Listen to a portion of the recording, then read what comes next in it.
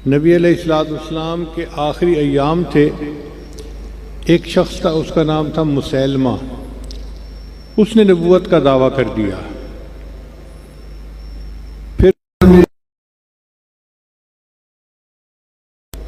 एक बाग में क़याम किया और उसने नबी अलैहिस्सलाम को बुलाया।